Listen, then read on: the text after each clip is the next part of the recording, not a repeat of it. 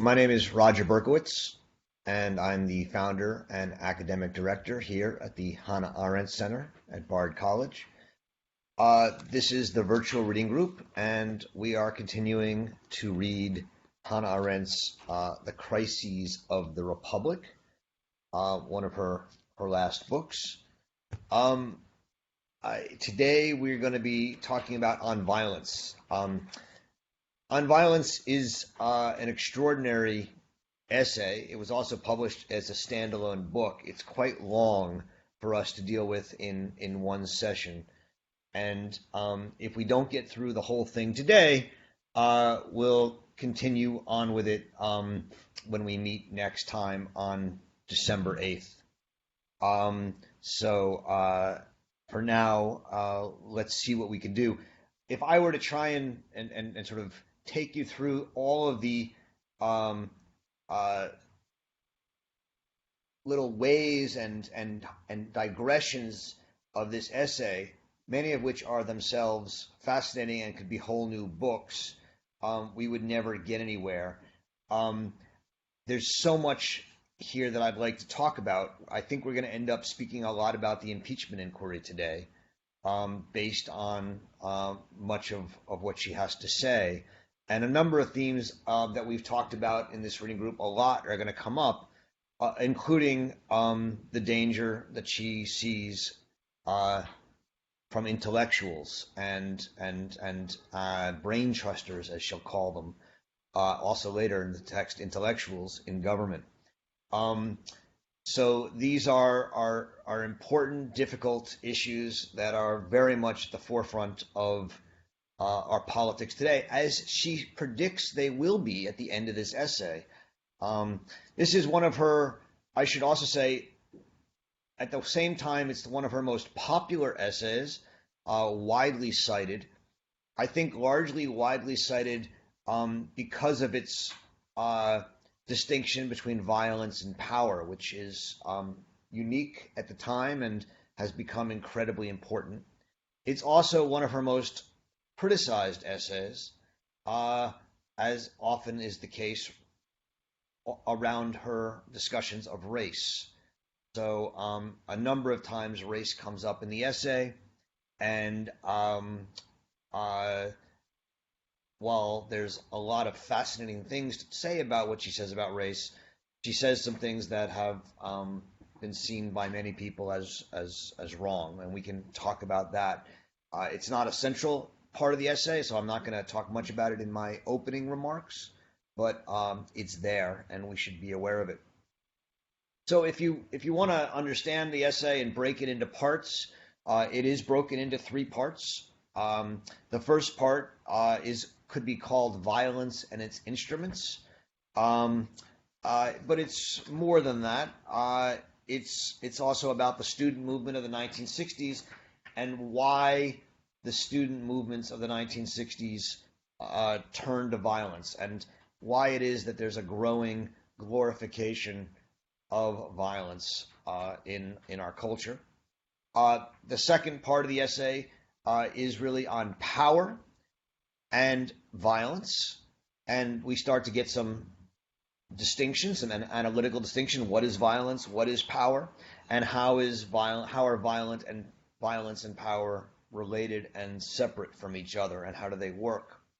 And then the third part of the essay is on the causes and origins of violence. And she's going to dissent from the social science and scientific reduction of man to animal and simply saying we're all violent, and say that there are unique modern causes of this turn to violence, and that they are caught up in a disdain for the bureaucracy, and then she'll say a disdain for intellectuals, and thus for the civil service and the administrative state, which is how we're going to really return to the question of the impeachment hearings very powerfully at the end of this essay, if we get there today. just a few quotes to get us started. The first part of the essay I said is on violence and its instruments. Let's take a look at page 132.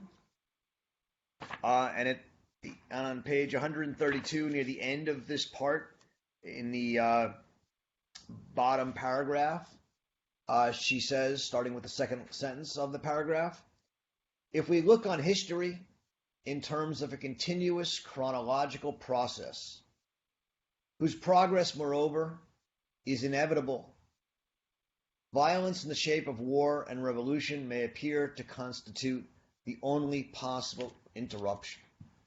So she's saying, if you're a Marxist or you're a Darwinist, if you believe that there is a social science to history, that history can, appears in a kind of scientifically knowable, predictable way, then violence could be glorified and could be beneficial as the only way to interrupt these automatic processes by which the world works. But she says that's not the case, right? Because not only, first of all, it may not be that the world operates according to these theories.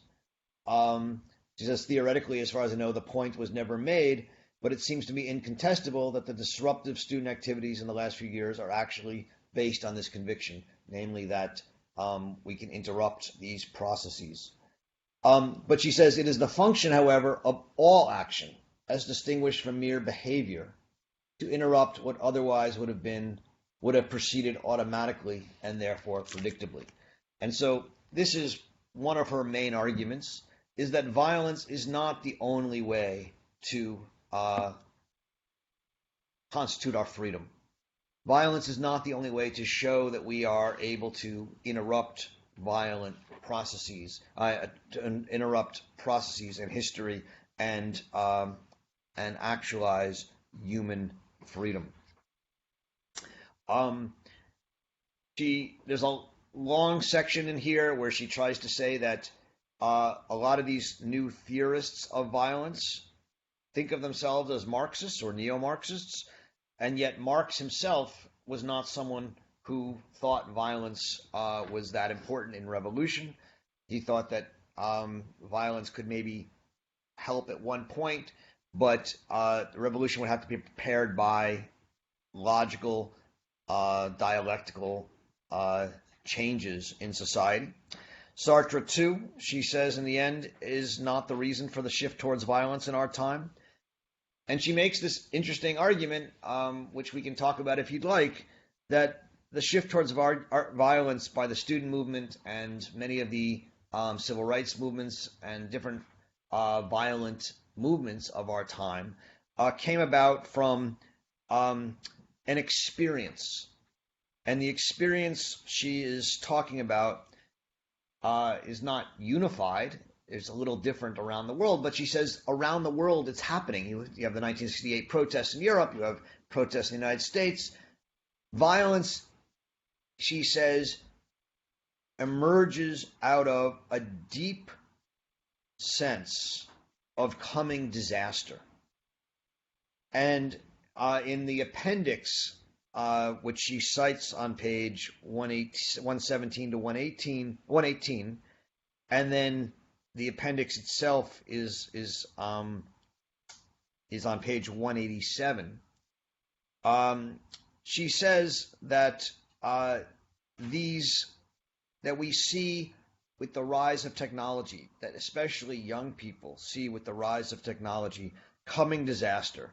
They see the destruction of life through nuclear weapons and biological warfare. They see the debasement of the meaningfulness of life through work that is rote and doesn't provide any meaning. And they see the destruction of plurality through mass society. And she says, if you ask the question, who is this new generation of young people? She answers, one is tempted to answer, she says, those who hear the ticking. This is on page 118. 118. they're the ones who hear the ticking that there is a coming disaster. And, she's critical in many ways of a lot of these violent protest movements, a lot of these violent student movements, and yet it's clear that she also has deep sympathies with them. And in this essay, and also the interview, which we'll be reading next time on thoughts on revolution and violence, is in a way addressed to young people who are angry and enraged and open to violence. And she's not going to say don't ever be violent. That's not her argument at all. But it's be smart about how you're violent. And this essay is in many ways, I think, a letter to young people about understanding why they have an urge to violence today, and talking to them about how to use it and what it might mean. The second part of the essay, as I said, is on power and also the relation between power and violence. She distinguishes the mainstream tradition of people who write about violence, and she says that what they say is violence is just a part of power. So C. Wright Mills, who was an important sociologist in the 20th century, writes, all politics is a struggle for power. The ultimate kind of power is violence.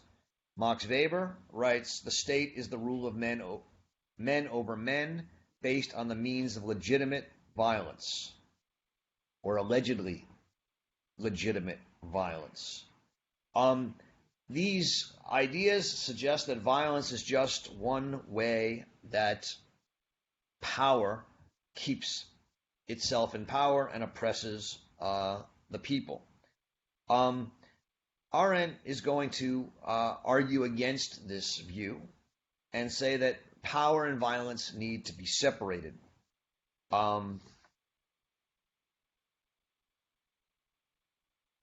Government, she says, especially constitutional government, is the rule of law based upon the power of the people that would put an end to the rule of man over man. This is on page 139. So for her, government is rule of law based on power of the people, not on violence. She says on page 140, all political institutions are manifestations and materializations of power. Now here, power is not violence. So political institutions as manifestations of power petrify and decay as soon as the living power of the people ceases to uphold them. This is what James Madison meant when he said, quote, all government rests on opinion, a word no less true for the various forms of monarchy than for democracies. And so what she's arguing here is that governments are based on power, and that power comes from a kind of opinion, a power in numbers or a need of numbers, which comes from legitimacy.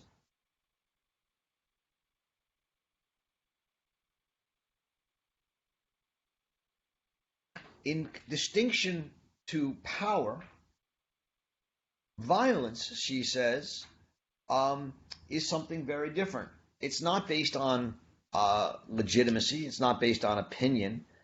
It's purely instrumental.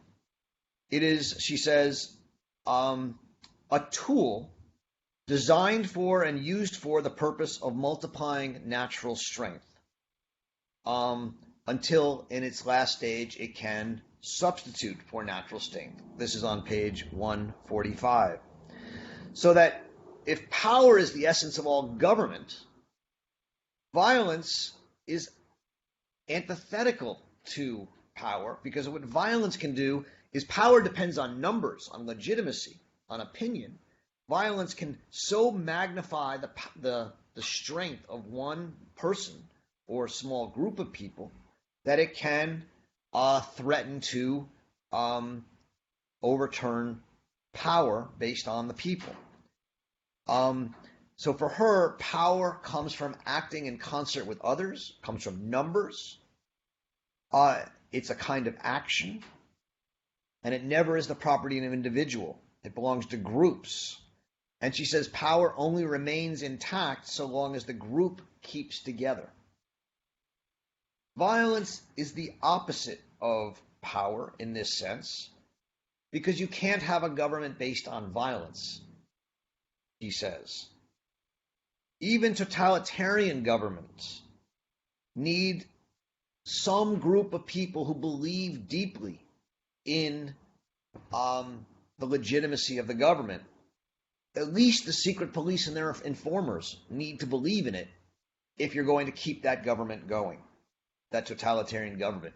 The one exception, she says, and it's prophetic, I think, in many ways, is that if we were to actually develop robot soldiers. If you were to develop robot soldiers, she says on page 149, it's possible that simply one person with a robot army could exert enough violence and magnify their strength enough to destroy all the power of the collective people.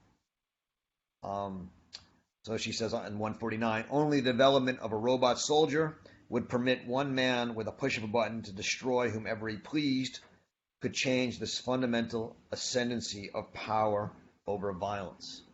So in the first part of this section, section 2 of the essay, she talks about this fundamental ascendancy of power over violence, that numbers and the collective power that come from numbers and of opinion will win out over a small group of people who maybe have lots of weapons. And that will happen, she says, because in the end, even the small group of people who have lots of weapons need people to use those weapons. And thus power is ascendant over violence. But she says that only is true in government. That's not true in a pure state. That's only true when you actually want to create lasting institutions. And so if power meets violence in their pure state, violence will win. And her examples here are fairly clear. The Russian invasion of Czechoslovakia. The Czechs had many more people, had more power. But if you're willing to destroy people, if you're willing to do anything to win, like the Russians were, if you're willing to just kill all the people, well, and lose your legitimacy, violence in that natural state, she says, will win. And she uses the example of Gandhi.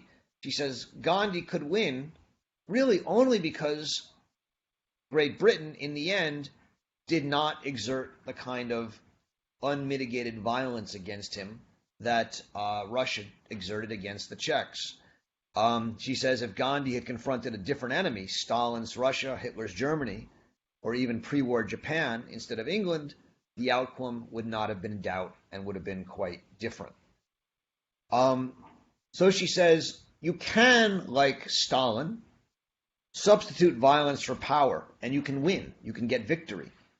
But the price is very high, for it's not only paid in the loss of life of the people who've been beaten, but also it's paid in the loss of power by the victor. And so to fully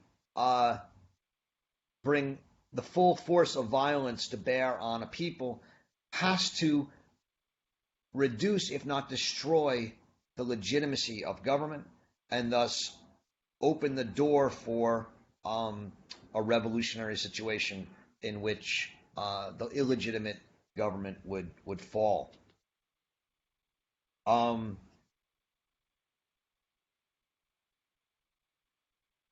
The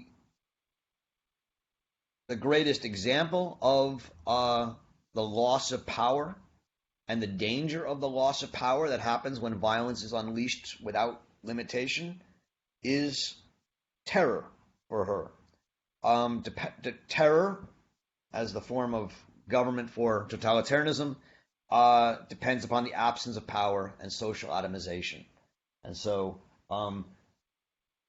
in most cases, power is ascendant. But if you are willing to go full throttle towards the use of violence, you destroy all power in society, you atomize society, you create lonely individuals, and you allow terror to emerge, and that can be the basis for totalitarianism. The last section of the essay, as I mentioned, is called The Nature and Causes of Violence. This section goes quickly and all over the place. It begins with a critique of science and biology and saying that biologists say that men are just like animals and social scientists say that men are just like animals. And she says, no, that's not the case. To say that animals are aggressive and men are aggressive might be that animals are like men.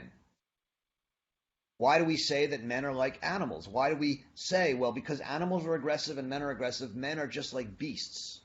And she says, well, for a very obvious reason. The goal is then to tame the human animal.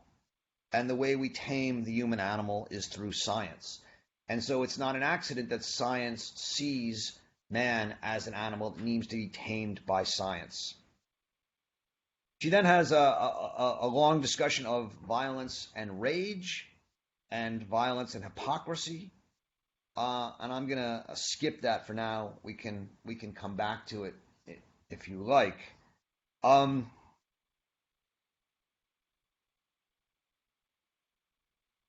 She wants to say in the end that violence is rational. This is at page 176 to the end. And you'll see there's a line at the top of the page on page 176. Here's where she sort of, after a long series of digressions, she's now going to come back to her question. And she's going to say, violence is rational when it achieves its end. But if that's the case, violence can only be used for short-term gains. Why? Because if you try and have long-term gains through violence, you can't control it. And it does a huge amount of damage, and you might not achieve your ends. And so it can only be short term. In the short term, though, violence, she says, can be very, very powerfully useful. It can dramatize grievances. So if you're a group that is oppressed and your grievances are not being heard, a few well-placed bombs dramatize those grievances and bring them to people's attention. And it can be quite effective, and it can achieve its ends, and therefore it can be rational, she says. Violence, she says, can pay for reform.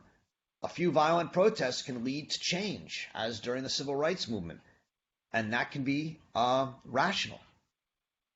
The problem, she says, on page 177, is that in most cases, the use of violence overwhelms the goals that want to be achieved by it.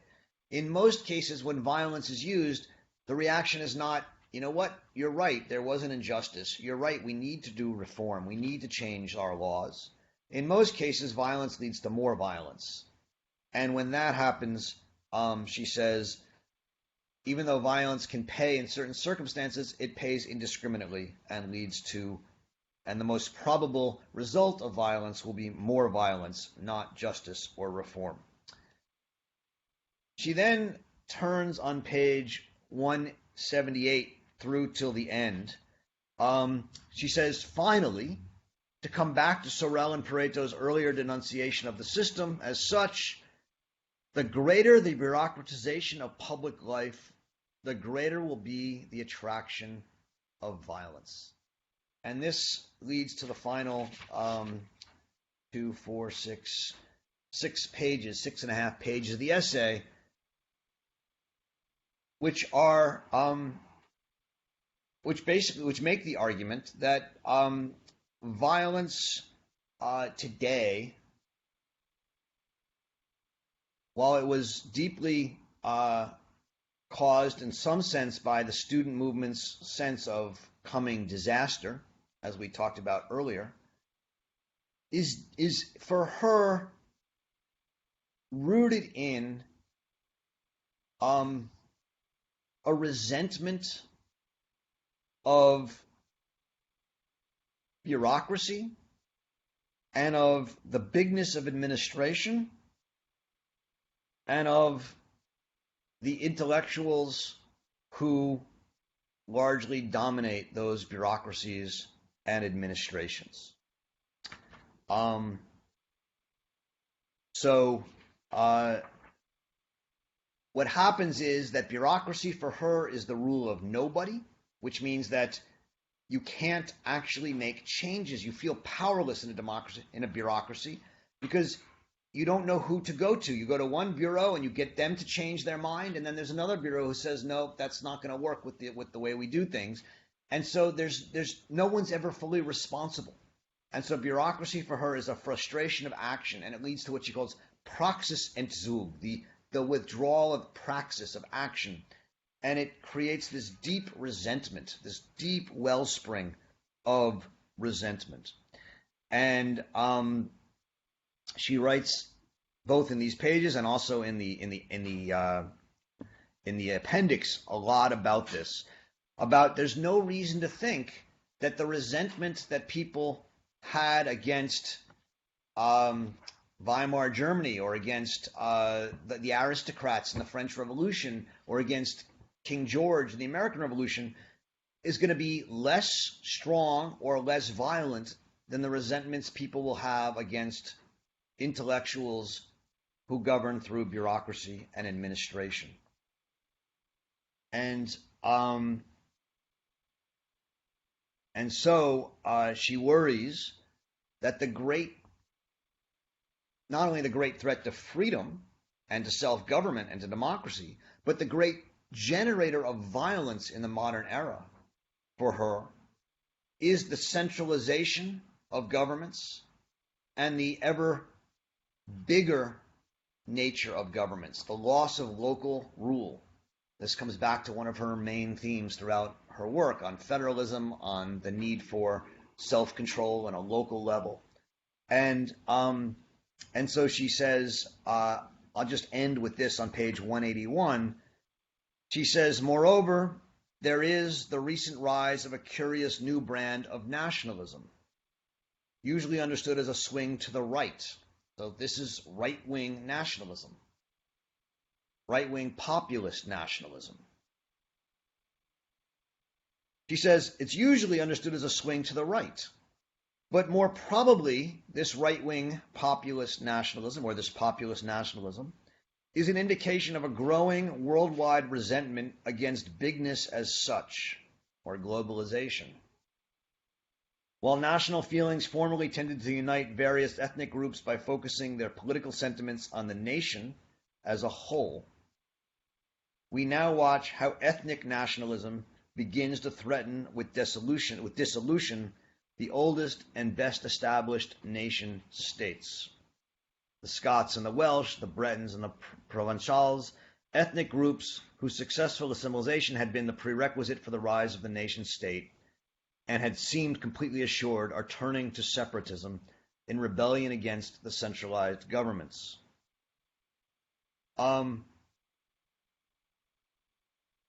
think I'll stop there and just say that what she's saying here and through these final pages is that with the increasing centralization of governments, the bigness of governments, the rise of bureaucracies in which you have the rule of nobody, largely run by an intellectual class. And I should say that for her, this intellectual class is a class, and it's one that increasingly has power. And she says they often deny their power, but they do have power, and this class needs to be taken seriously and made aware of the way that their power as intellectuals, the way they see the world, means that they will construct the world when they have power in their interests and not in the interests of many other people. And that this new class of intellectual, bureaucratic, civil servant bureaucracies and administrators, she says, is creating a sense of powerlessness for millions of people, which is going to lead to an increasingly violent society. when people who are powerless are going to rebel against that powerlessness through the one means that seems open to them, which is violence. Okay. It's sort of as I said, it's a big book. It's a small book, big essay. There's a lot in it. I barely touched a lot of it, skipped a lot, but maybe I'll throw it open to questions and see where you guys are. Roger? Yes. Hi, it's Margaret. Can you hear me? I do. Okay. I was really thrown in this by what strikes me as, perhaps an internal contradiction in what she's saying. There's a lot of they when I want to say, what about her? And I say that because, and I can cite you a few specifics where her description of the ways in which people react to things just negate feelings,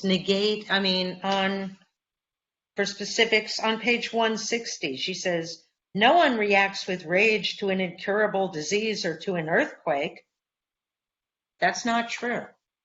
She says that men can't be manipulated by the hidden persuaders of television and advertising, psychological means in a free society, or that progress seems to be measured in her here completely outside of questions of, I'll call it morality because she refers to that.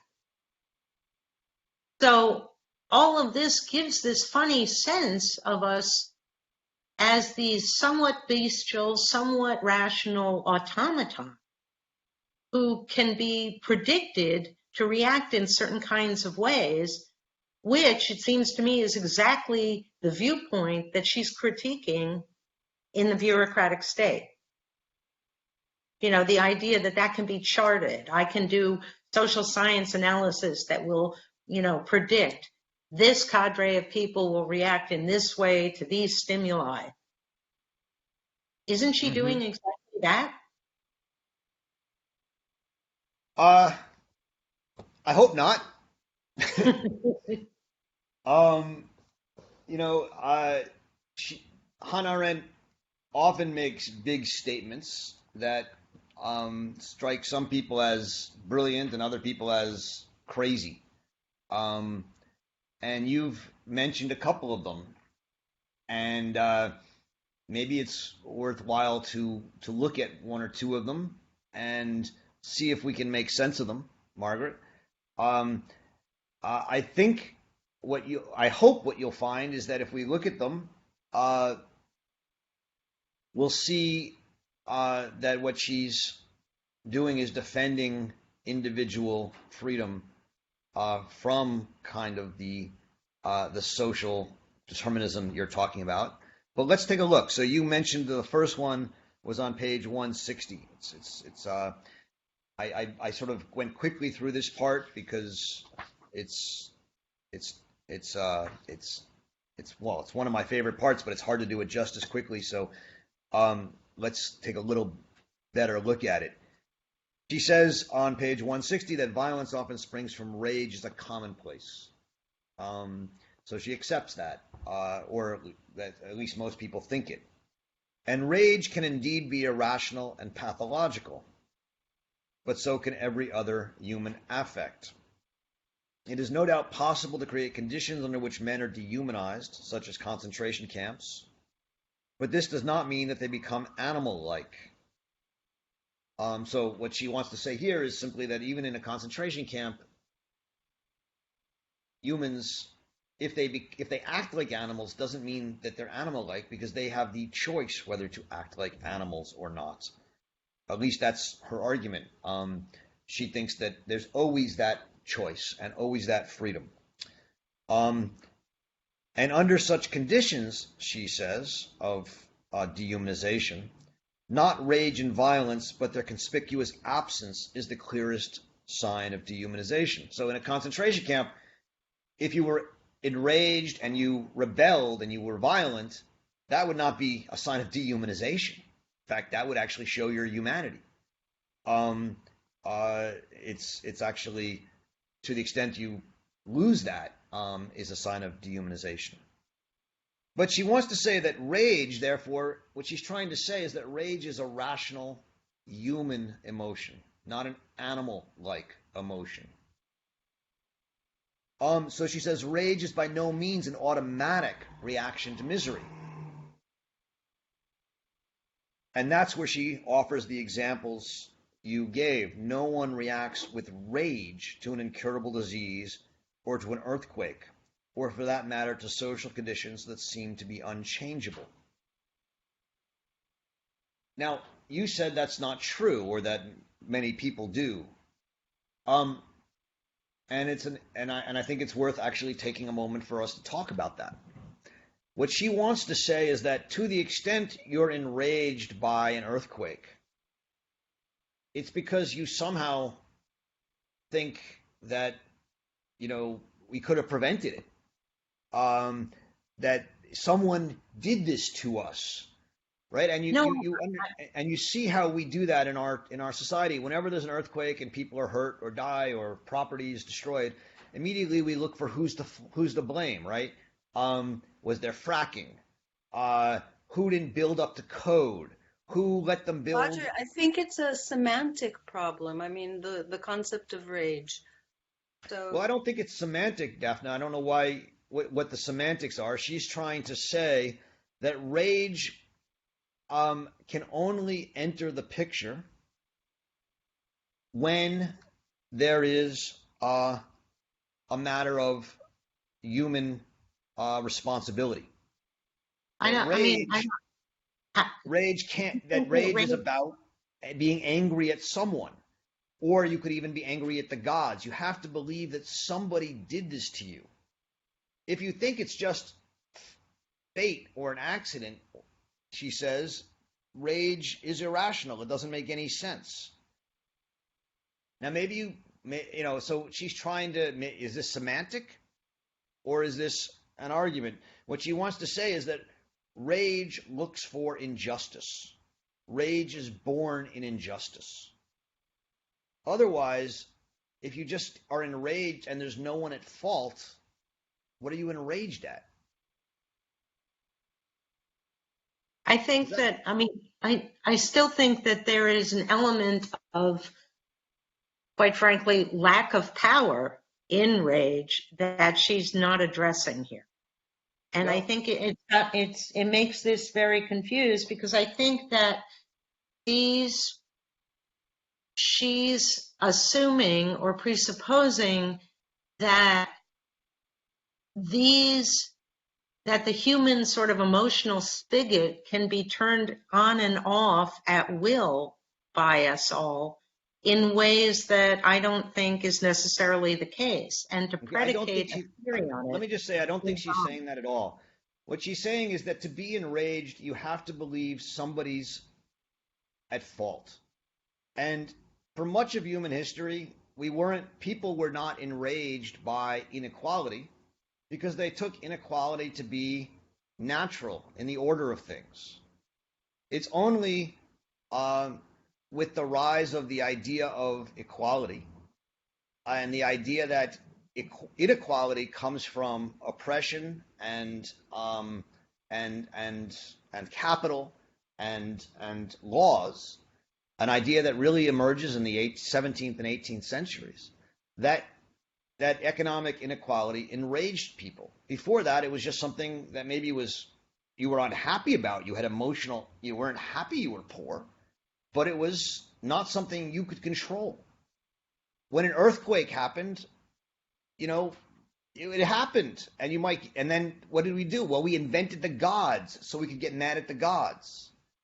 What she's saying is that in order to be enraged, you have to have someone to blame. And we happen to live in a society starting in the 18th, 19th centuries, where we started to say that everything was someone's fault. And so therefore Roger, that means that what you're saying is her definition of rage is such But you can be enraged at the gods for having done horrible things to you without knowing who you're angry about. You're in a rage. So I think it's a matter of saying Hannah Arendt defines rage in this way. But Well, rage of is course, an Daphne. I mean, she's uncontrollable emotion which you could have because somebody that you care about has cancer and you're in a rage about the fact that the gods were unjust. well. You just said two different things. I mean, if someone you care about has had cancer or dies, you're the forgive me if I maybe am mistaken, but the usual human reaction would not be rage, but sadness and empathy and um, something else. One only gets enraged when one thinks it's unfair. I mean, you call that semantic. I think that's. I guess I would say I think it's fairly obvious. No, I mean, there's a difference between being sad and distraught, which are deeply human emotions when confronted with tragedy, and being enraged. And it seems to me that you only can be enraged if you're actually believe somebody did something. Someone polluted the water that got that someone's at fault. No, am I totally inhuman? Come on, I Daphne, tell think, me I'm inhuman. Roger, You're rage, very rage. human. You're very human, Roger. And I'm not one to judge, but I think it's obvious that there are definitions that you are stating that Hannah Arendt is employing, which may not be universal, because I know that people can get into a rage without actually addressing it to some guilty person. You can be enraged at a system. You can be enraged at the gods. I mean, Well, she there would are agree so with you, many. but she would, yes. I mean, clearly she has a definition, right? I'm not talking about that. What she would say is that to get enraged when nobody is at fault is mistaken.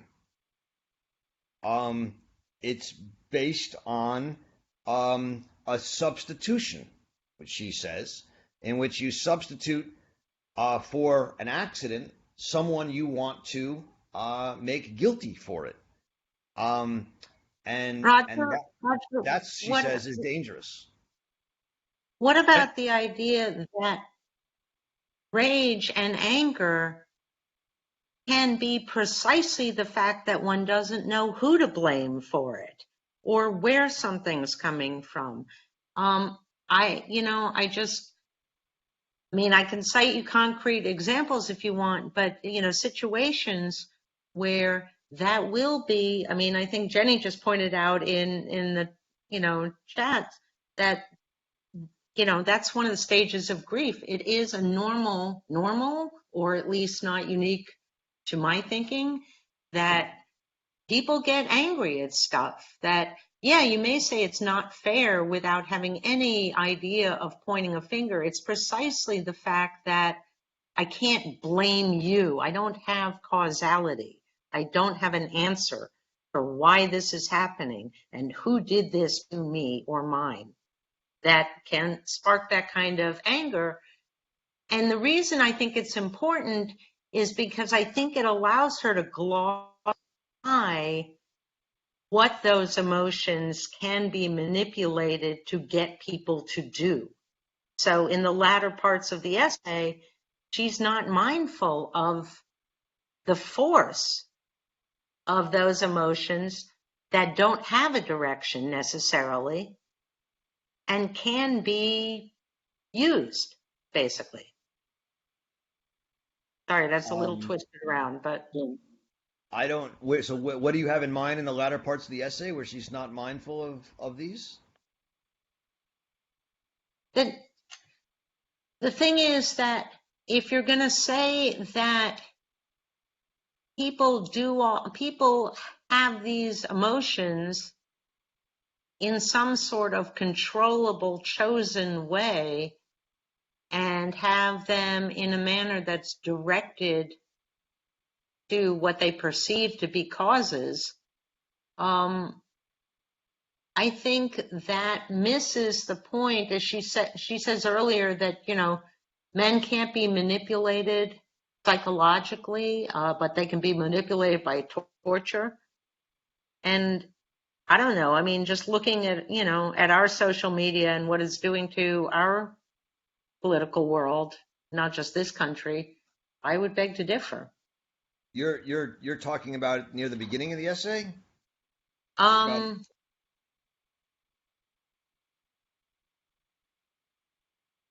Or is that back in Lying in Politics that you're talking about that? I'm talking about page 130. 130. On 130, she says, men can be manipulated through physical coercion, torture, or starvation, and their opinions can be arbitrarily formed by deliberate organized misinformation, but not through hidden persuaders, advertising, or any other psychological means in a free society.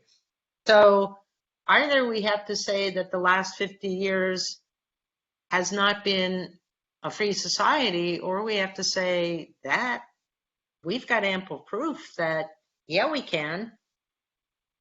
Yeah, we can be manipulated. That is what television and advertising and those other psychological means do.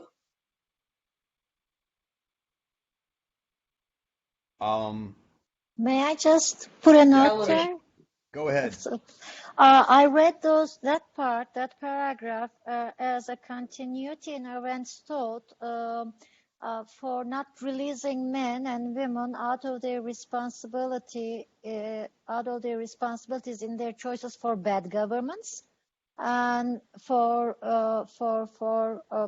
non-political activities that harm public sphere and publicity. I have read that way. So when you're talking about the secret hidden manipulators, actually, we might go to the point of releasing those people who happen to vote for criminal policies, can I put it that way, or bad policies, negative policies, discriminatory policies of the ruling circles, relieving them of their responsibility. I read it as a continuity with what she was doing in Eichmann in Jerusalem, so let me stop here. Great. Thank you. Anyone else want to add to this?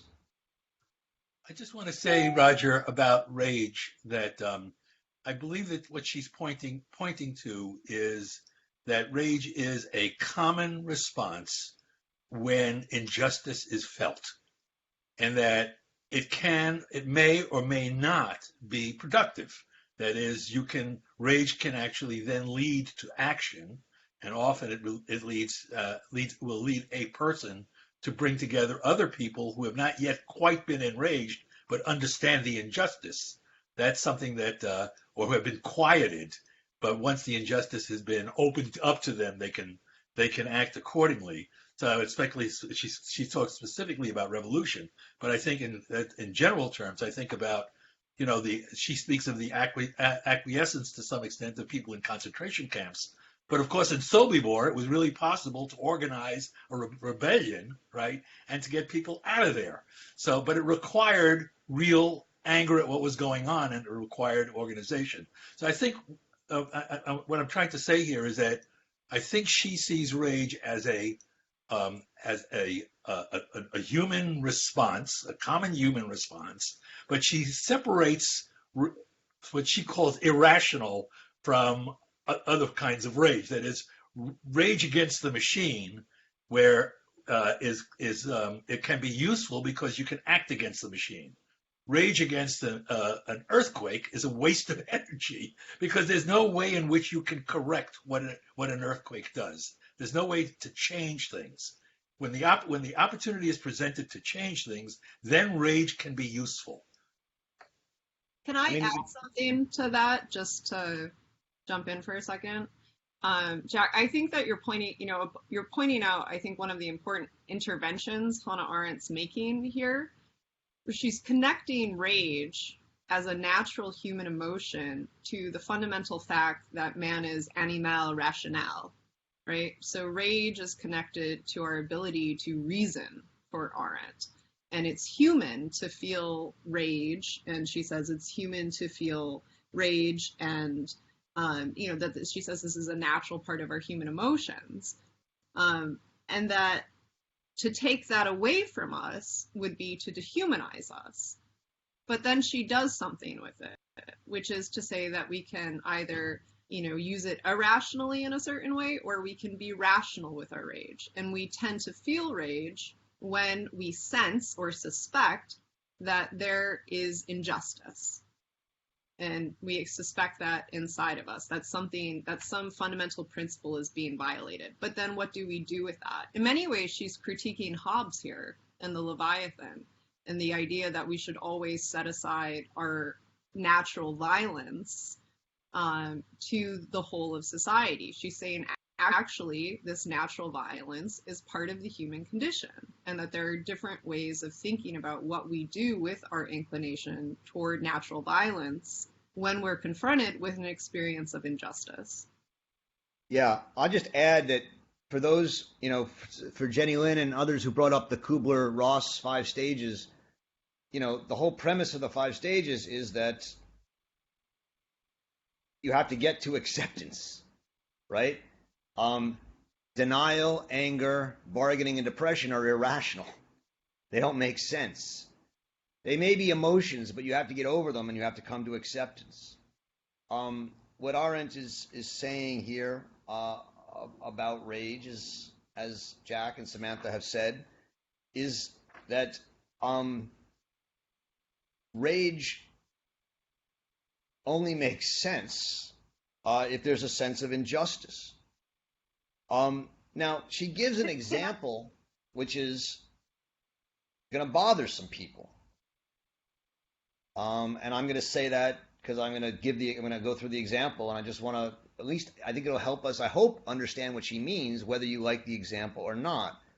So she says that on the bottom of 161, rage and violence turn irrational only when they are directed against substitutes.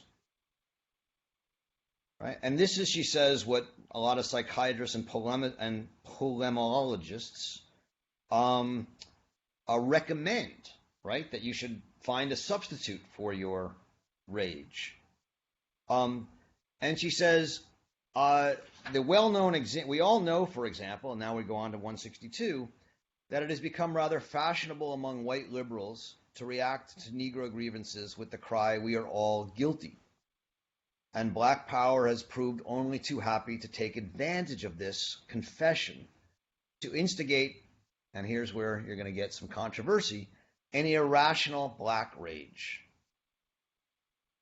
We're all are guilty, no one is. Confessions of collective guilt are the best possible safeguard against the discovery of the culprits. Now, in many ways, Arendt is on one level saying here what a lot of people like John McWhorter are saying and said at our conference, which is that if whites get up and say, I have privilege, or we're all guilty, you actually don't ever get to the problems.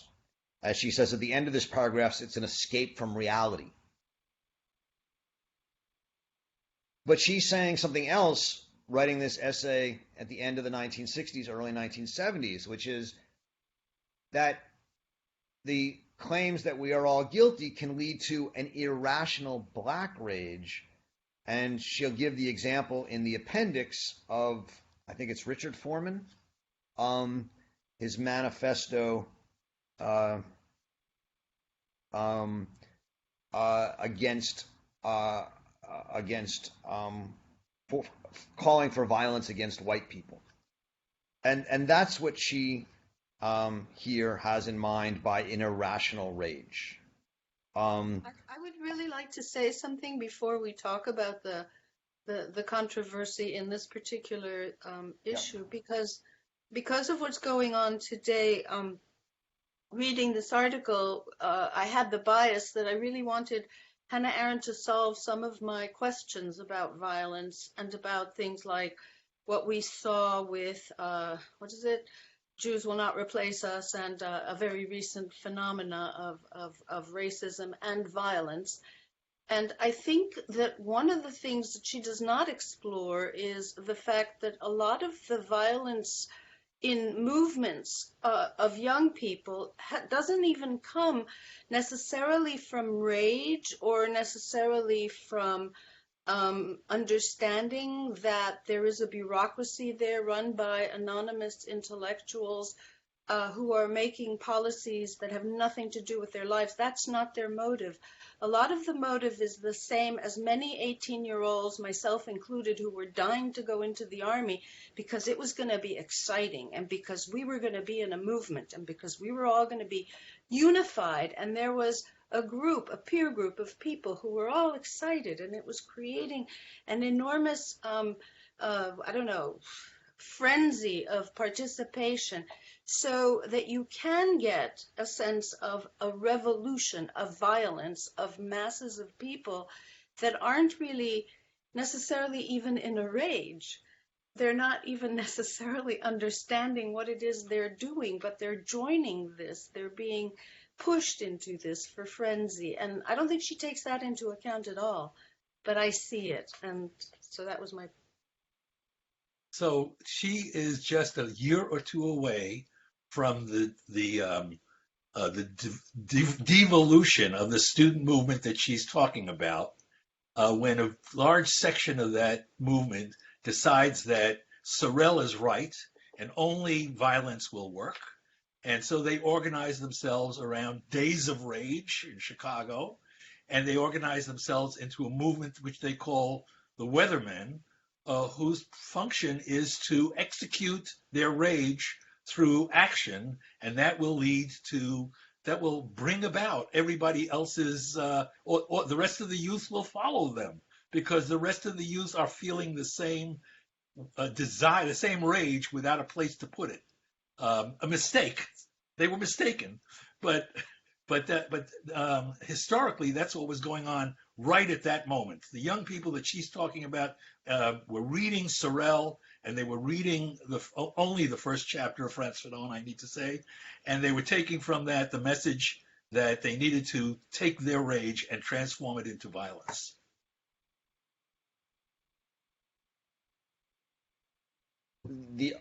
The other example she gives is of hypocrisy, right? Which we've talked about when we read On Revolution, and she talks much more about there. But the claim that we want to unmask people, to tear the mask of hypocrisy from the face of the enemy, to unmask him, and the devious machinations and manipulations that permit him to rule without using violent means. That is to provoke action even at the risk of annihilation, so that the truth may come out. These are still amongst the strongest motives in today's violence on the campuses and in the streets. This is another example of, for her, the way violence can lead to rage, which is justified on one level. It's certainly justified to be enraged at hypocrites who use manipulation. But what she says is that if you try and just generalize it or rationalize this rage against hypocrisy, it eats itself alive, because there's nobody alive who's not a hypocrite, including yourself. Which is why the unleashing of hypocrisy during the French Revolution led to the terror. And so we have to be suspect of the rage at hypocrisy, just like we should be suspect at the rage at all white liberals or all white people, she's saying. I think, Daphne, you're absolutely right that there's other aspects of what lead people to be violent. I don't think she would deny that. She's here talking about something, not people entering military service, but people who are employing violence in the name of justice, the move from being enraged to engaged. And while she's saying that she's going to say that there are times when you can usefully and beneficially employ violence in the name of justice, usually it doesn't work. And one example is this one that Meredith kind of started on by raising the question of whether it was right to be enraged by an earthquake. And maybe we should move on, unless anyone else has something else to say. I mean, I'm happy to talk about this. These are fascinating, difficult, problematic pages in Arendt. And as I said, this is one of her more controversial essays. And these are kinds of pages that lead it to be controversial. I love talking about the controversial parts of her work because they're often the rawest and they make you think. But we can move on if people want to. Or are there any other questions about this? Another word here, if I may, because I don't think we want to leave this without pointing out that historically, whether revolutions succeeded or not, and most revolutions did not in the long run, right? That is, revolutions that depended on violence. The violence itself actually did overturn systems one time after another. So there is a historical, what can I say? And it's a historical example for people who are upset with the system. And that example is revolutions that are violent. And that's one of the reasons I think that revolutionaries turn to violence. This essay speaks to that in a wonderful way. But I really think that we would be passing over the reality if we did not admit to that historically there is this example over and over again of systems that have been turned over through violent efforts. Yeah, I mean, Arendt is going to some degree, dissent from that.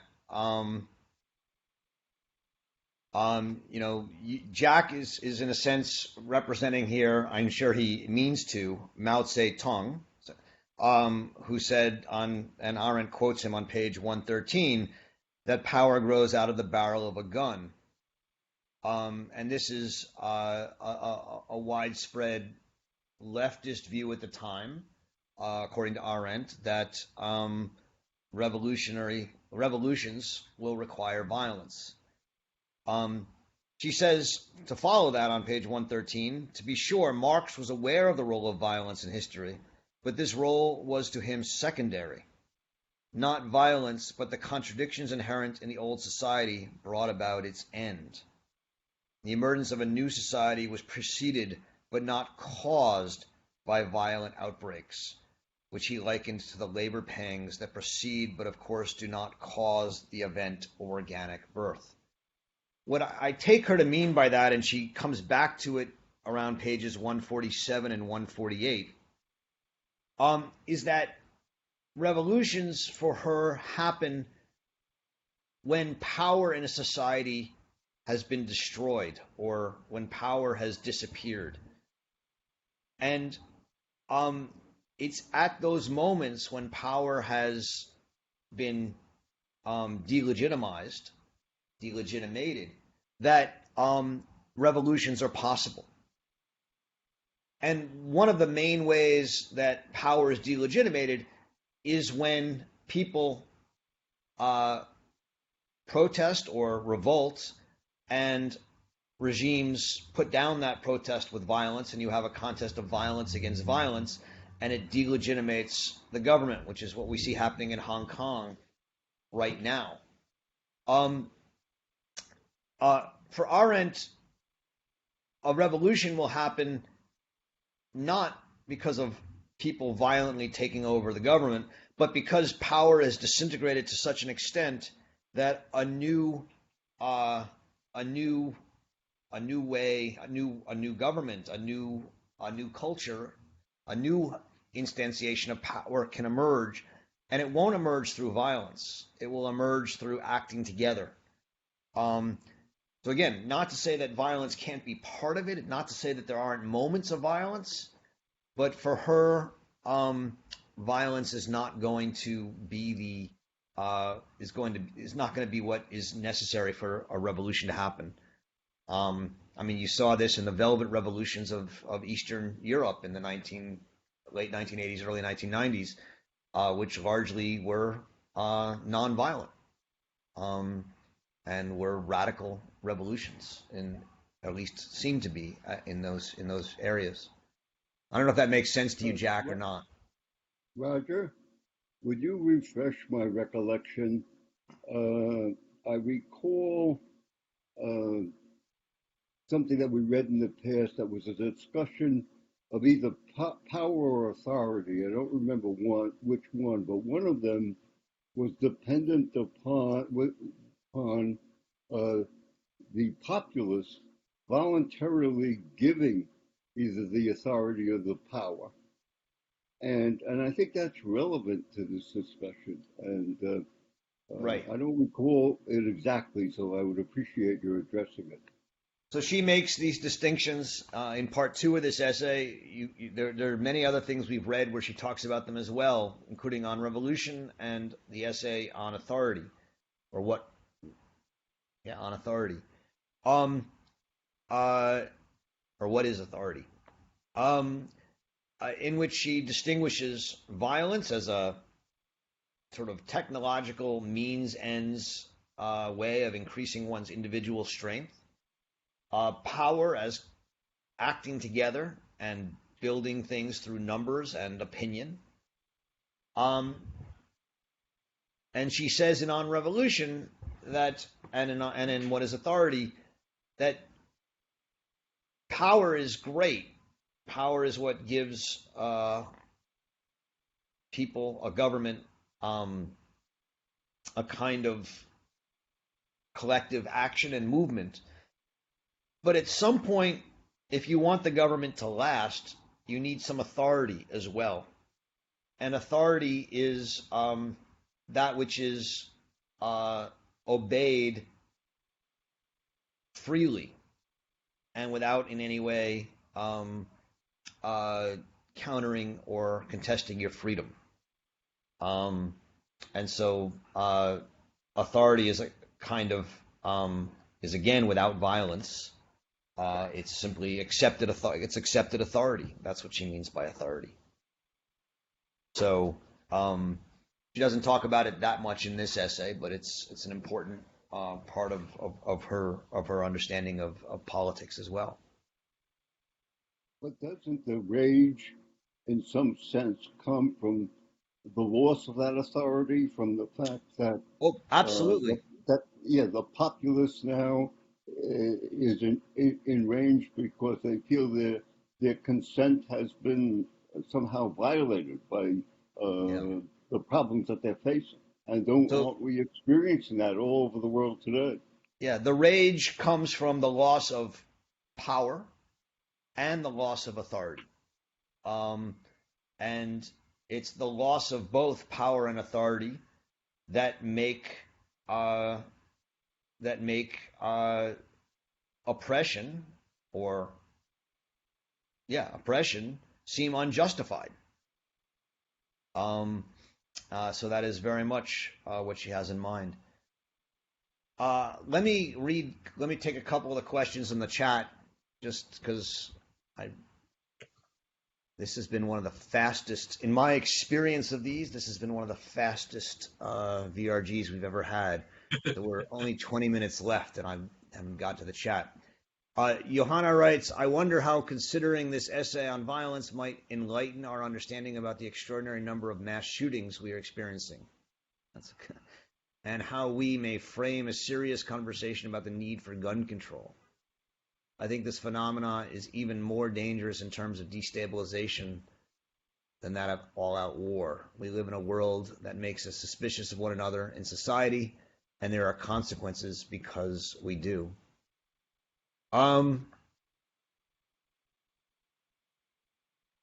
It's a great question, Johanna. Where the mass shootings come from is an important question. I mean, clearly, the bumper sticker says from guns, and the guns matter. But why is it that people feel the need to do this. I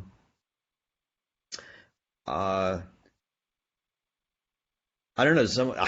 That's a great question. Does anyone want to offer an answer or talk about it? Johanna, you want to say something about it?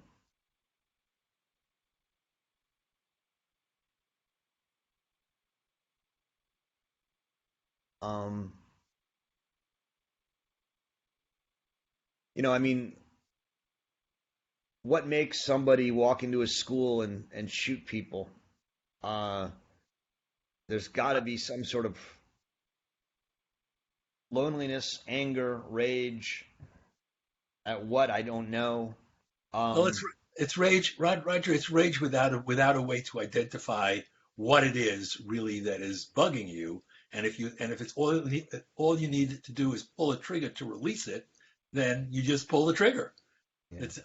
I think the argument against guns is very strong because the rage is certainly equally felt around the world, Yeah. but without the presence of guns, it doesn't get exercised quite in this way.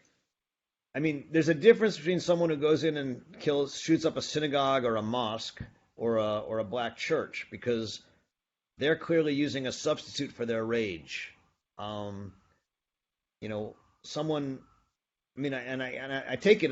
I take some of these kids who go in and shoot up their own schools are angry about being, not getting hormones dates. Unleashed. Not getting dates and hormones unleashed. But I don't know enough about why. I mean, about all these different school shootings. But I mean, yes, I think clearly there's always been young people who want to kill, as Daphne said earlier, and the availability of semi-automatic machine guns is not a good thing in our society. I don't have much more to say about it. I think it's a great question. Daphne writes on page 140, the extreme form of power is all against one. The extreme form of violence is one against all. Yes. You have a particular question about that, or was that just confusing, Daphne? I thought it was brilliant. And so I kind of thought that was sort of the summary of the chapter, maybe, that you were talking about. That was kind of highlighting it, and we see it today. Yeah. No, I think it is brilliant. I mean, power for her is when people act in concert and create governments and institutions. And when those government and institutions become fully accepted, they become authorities, right? And they become seen as right and just and authoritative. Violence is when one or a small group seeks to impose their will on everyone else, and they need technology to do so.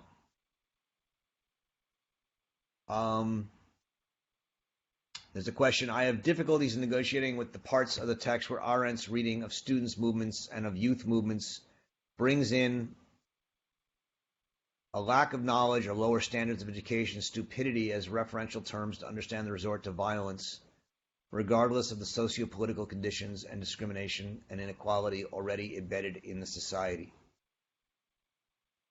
Are you talking about her comments on race or something else?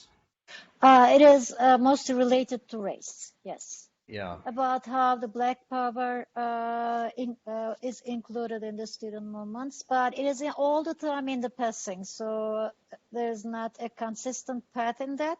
But still, when passing, she puts it there and leaves it there. So, I have difficulties in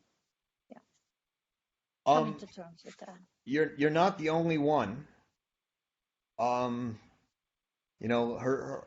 Her comments.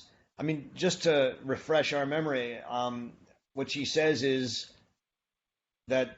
Did you remember what page this was on, just so I can get it exact? Because these are difficult questions. The first one was on page 120. 120 and 221. Yes. Yeah, thank you. 120. Yeah. So, Yeah. what she says is the student rebellion is a global phenomenon, Hmm. and it's going to change from different place to different place. Violence has remained mostly a matter of theory and rhetoric, where the clash between generations did not coincide with a clash of tangible group interests. So here she's making a point that usually students theorize about violence but don't do it unless there's actually interests involved. This is a point she makes in a lot of her work, and I think it's an important one to keep in mind. So in Germany, she says, the tenured faculty um, didn't really have that much opposition to the students, so there wasn't that much violence. She says the one place where violence wasn't just theorized but actually actualized in the American case was the Black Power movement, and she says that's because the Black Power movement was actually popular amongst many blacks who weren't in it. And that's because it actually represented real interests that the blacks had. And that they organized themselves into interest groups that represented the black community. And their interests were bringing more blacks into the university and getting classes that they wanted, that they thought that spoke to the black experience, and we're not just reading the same Western canon that had been taught for a long time. So she says that Negro students, the majority of them admitted without academic qualification,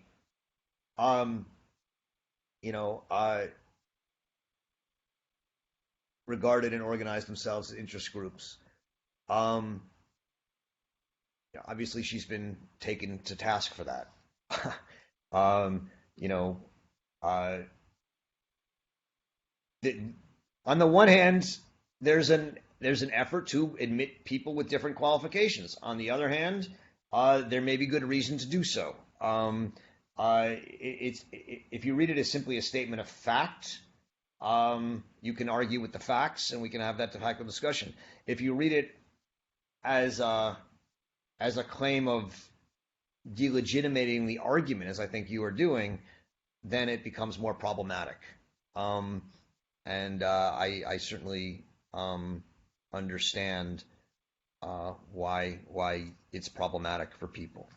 Well, actually, I cannot find the consistency in her writings, not only here, but in other texts. That's why I do not take it as a kind of a delegitimation or having a kind of a deliberate legitimation, deliberate aiming deliberately to delegitimize, but still putting it as such and going on to the silliness, absurdity, and so on and so forth, I find it difficult to negotiate, as I say. It's not that, yeah, I cannot be that strict on her in terms of this problem with reading race. But let me stop here. Yeah. Thank you. Yeah, I think I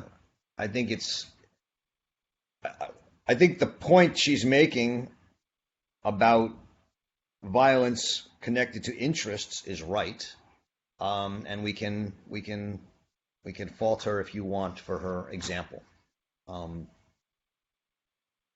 Bob writes, in much of the recent Intelligence Committee hearings, we saw some of the best the bureaucracies have to offer, and I found it encouraging. And Margaret says, me too, Bob. Daphne says, me three. And I'll say me four. I have been brought to tears actually watching the hearings by some of the bureaucrats. Fiona Hill and Lieutenant Colonel Vindman were, for whatever reason, just striking to me in their eloquence and dedication to the truth. And others too. So that does raise this question, and maybe we'll spend the last 10 minutes talking a little bit about it, if you'll allow it. Which is that in many ways, the question of the hearings is this question of bureaucratic rule. I'll give a quick history. So those of you who know, at least in the United States, and it's not that different from other countries, the civil service only came into being largely after 1883, when the Pendleton Act was passed. The Pendleton Act was very weak at the beginning, and the person who's probably most influential in strengthening it was Theodore Roosevelt, who spent 6 years as the head of the Civil Service Commissioner, and then served 2 terms as president. And by the end of his second term as president, for the first time in the United States history, there were more merit-based civil servants than patronage-based civil servants at the end of his presidency. So he is really the linchpin and the beginning of the idea that the civil service and the bureaucracy should be merit-based instead of patronage-based. And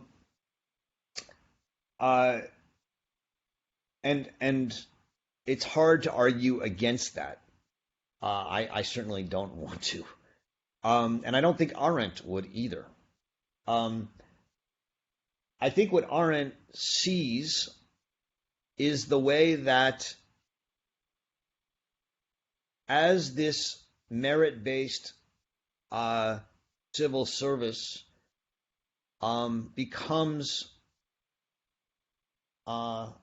largely homogeneous in the sense of forming a certain class, having a certain kind of education, consuming certain TV shows and media, traveling in certain ways, learning to develop techniques of taking notes and responsibility and things of this sort. They actually are, and here's, I think, a very important point that I want to make. They are alike and not alike to people in a university. They are alike to people in a university insofar as they are governed by rational principles and techniques and methods and search for truth. But they are unlike people in a university, at least in our ideal university, and we can argue whether universities exist anymore, in that in a university, there is no claim that power has no final claim in a university, whereas when intellectuals and bureaucrats are in government, they actually are making decisions that have an effect and impact on people's lives. And what you see, and what Arendt sees, is that people in these bureaucracies, largely homogeneous, largely with common education, begin to think a certain way. And that they think in a way that is often powerful, speaks to justice, and is objective and seeks truth, and yet it doesn't fit with the way that a lot of people who are not like them see the world. And when these bureaucrats and intellectuals gain a lot of power, that power then is driven in certain ways. And so let's use the example of the hearings. If to me the main lesson of these hearings is the integrity of our civil service, the other is a meaningful debate which I mean, I've never seen foreign policy debated so um, fully in American life in my entire existence, even when we're at war or anything else. There's a foreign policy debate going on. One side sees foreign policy as the under liberal internationalist principles, and they see Ukraine as worthy of American support for two reasons. One is that Ukraine is a fledgling democracy, and we should morally and strategically support democracies. And two is Ukraine is a barrier or buffer to protect Europe from Russia. And as a result, we should spend hundreds of millions of dollars every year arming them with advanced weaponry in order to serve our national and geopolitical interests. That's what I would call the liberal internationalist wing of both the Republican and the Democratic Party that largely started with Woodrow Wilson in the United States with the League of Nations and has become dominant in the United States from the 1940s through the 1980s. You have two other wings of Republican foreign policy schools. One is a libertarian non-interventionist school, which currently has people like Rand and Ron Paul as their heads. And the other is the old Jacksonian school, which basically says, you know, leave the rest of the world alone. If they attack us, hit them hard, but leave them alone. And President Trump has largely created a coup. I mean, it's amazing. In the Republican Party, for the last 40 years, the Republican Party was largely of the liberal internationalist bent. And he has completely turned it around in 3.5 or 4 years. And so you're seeing a foreign policy debate going on in which people who've been kept out of power in the foreign policy world for 40 or 50 years, the Jacksonians and the libertarians, are basically saying, we have a foreign policy too, and we're not able to implement it because when we get elected, like Trump, President Trump, there are these bureaucrats who are who do what the president says, but push back and have a strong deep state attempt to keep the foreign policy in a rational, liberal, internationalist way. And none of this is to excuse what Trump did in his abuse of power. I'm not getting into that. I'm simply trying to make the argument about the way in which Arendt sees bureaucracies as anti-democratic and dangerous. So in Lying in Politics, which we read a few weeks ago, she talked about the way these bureaucrats and these intellectuals can create theories that they believe in so much that they actually need to create facts to justify them. During the Vietnam War. And I think what you can see here is that this bureaucratic world creates a worldview which is powerful and which now has deep institutional support and is not supported by at least the majority of the Republican Party, and maybe even not the majority of the country on its foreign policy.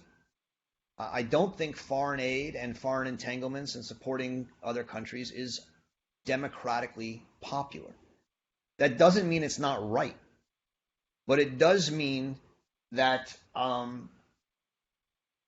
in order to have the authority for the elite intellectuals in this deep state to continue to operate without democratic sanction, they have to maintain some authority. There has to be something that people find meaningful and worth making that sacrifice for, or that trade-off.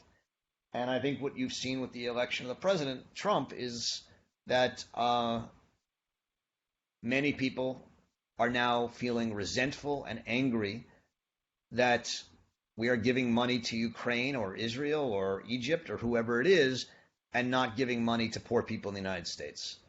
And as there's a deep sense of inequality and grievance and resentment, that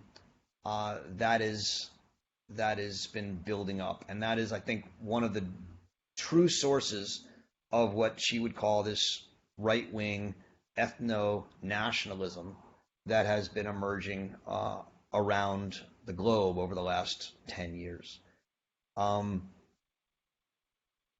I don't know if any of that sounds right. It's stuff I'm trying to think through right now. I'm actually trying to write on this right now. So I'm just putting out to you some of the thoughts that are swimming through my head. We're at 2:30, but I'll let, if anyone wants to, I'll give you 2 or 3 minutes to tell me I'm wrong. Can we continue this essay next time we meet? Because I think there's still quite a lot to discuss. I'm happy to. We can continue. We're meeting next December 8th. It's a bit of a, because of Thanksgiving and stuff. But yeah, we can continue this essay. I think, Roger, I want to say about your final remarks there that the part of the equation that needs to be taken into account is that over that time that you're talking about the I'll call it the triumph of international liberalism, right? Over that time, ruling circles in this country have put more and more and more of the burden of government on others than themselves. So one of the things that's been happening over the last 30, 40 years is that the wealthy have paid less and less toward the maintenance of the state, and poor people and working people have paid more and more and more. So part of that resentment comes out of the increased cost, which is not going to put in quotes, our benefit. And that's one of the things that needs to be taken into account. It's part of the equation. I think people would feel very differently if there were plenty of money around, and if social problems in this country were being taken care of with adequate finances. So, Roger? Yeah. I think that's what Jack just said is a good point. I would put in, as I think where I usually come from, is what's trying to happen, you see in Bolivia, I would say, is, or in Venezuela, there's something else is trying to happen.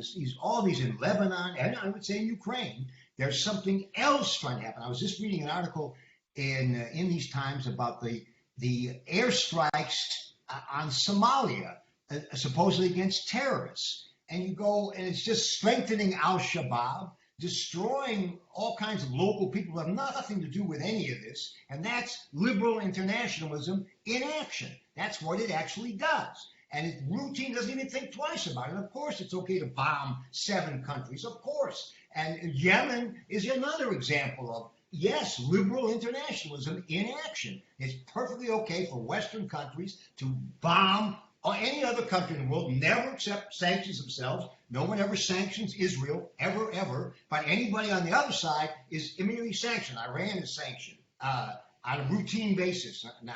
And so that's what something else is trying to come up that isn't right-wing isolationism and isn't liberal internationalism, but is some kind of solidarity or human community, or my stuff is about strengthening the United Nations. You know, you're a syllable about that from any of those people who are those solid bureaucrats that you're talking about. I hear that, but they're all working on a routine orthodoxy. Of course, it's okay for the United States to continue resisting the Russians. Of course, that's all right, obviously. But the fact that this produces a continuing militarism on the Russian and American side, the contest with China, the idea that we couldn't possibly cooperate with China on anything, or Russia, it doesn't even come up. Of course, we couldn't do that. There you are. I think that's a lot. I think David's expressing a lot of the frustrations that some people have that unite a lot of the criticism of the mainstream foreign policy on both the left and the right today. Yes. All right. we're over time. I'm sorry. I just thought it bring these issues up. We'll continue with this. So I think for Daphne, is there a particular part of the essay you want us to spend more time on when we next meet? I think that was Margaret who made the. Oh, Margaret. I'm sorry. I couldn't hear. Margaret, you wanted to say? Was it you who said you wanted? Yeah, one of the things that Johanna's question made me start thinking about was the difference between the mass shooter lone gunman or even jihadist and the organized force of violence in a recognized, military, be it in, an unnamed group, but how would Arendt's essay here apply to the former? Okay. So I mean, December, not now, but that was something that I'd be happy if we could sort of plumb the depths of that. okay. I'll ask Samantha to lead on December 8th, so you get someone else leading it, so you don't have to hear me do it twice. I'll also be in Germany, so I'm not sure if I'm going to be able to Skype in or not. I'll see. But Also, it's the 6th. It's the 6th, 8th is Sunday. It's December 6th. Yes. Oh, it's the 6th, right? That's the day of the Arendt Prize that I have to get, so I probably will not be involved. Are you all right to do that, Samantha? I'm happy to continue this conversation, and I think that this essay goes nicely with the following essay as well. So we can pick up and then blend the two together and talk about her thoughts on revolution as well. That's right. That's perfect. And the last essay is not an essay; it's an interview, and it's short. So it'll be nice to bring those two together on December 6th. I apologize. Thank you all, and I hope you continue to enjoy reading Hannah Arendt, and we'll see you on December 6th. Thanks very much. Thanks, Roger. Have a good trip. You Thanks, Roger. Thank you. Thank you, guys.